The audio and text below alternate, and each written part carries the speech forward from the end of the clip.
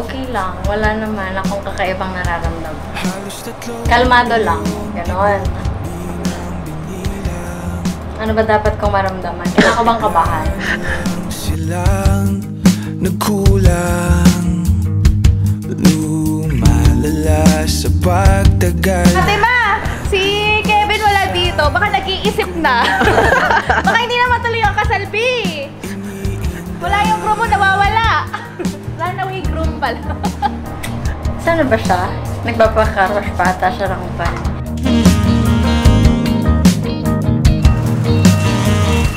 Bye! See you later! Ang mahabang buhay kung hindi ikaw ang kasama. Pinipili ng sarili ko. Eto na, malapit na tayo matapos. Malapit na matapos ang gastos. Nakakapag-ipon na tayo ng totoo. Love you. See you. Mama. Sa wakas, nandito ka na. Natakot pa ako nung simula.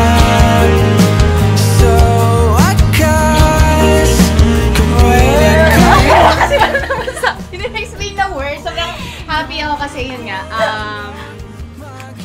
Na-meet niyo na. Kaya mo na! Na-meet mo na! Yeah, na-meet mo na Kaya yung mo one. yan. Yung sure na love.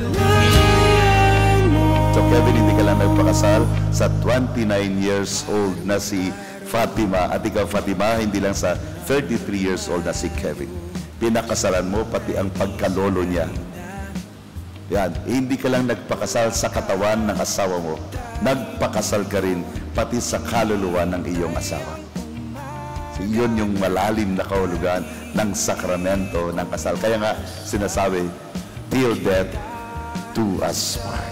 Wakas, nandito ka na. Natakot pa ako nung simula. Yeah. God is the center of it. Yes.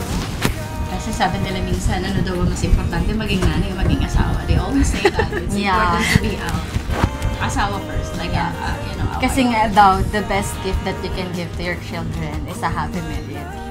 Amen! Sana all!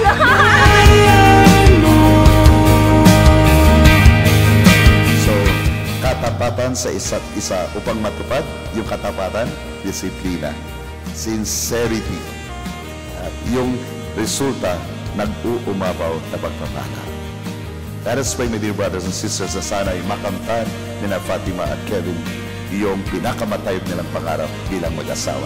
Kina Kevin at kay Fatima, purihin natin Diyos sa masigabong palakpakan. Wakas, nandito ka na. Natakot pa ako nung simula. Sa wakas, kapiling ka na.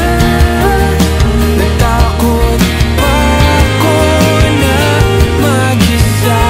Ang matigas na isay na pagmamahal ni na Kevin at Fatima sa pamagitan ng tinatawag nating traditional kissing of the bride.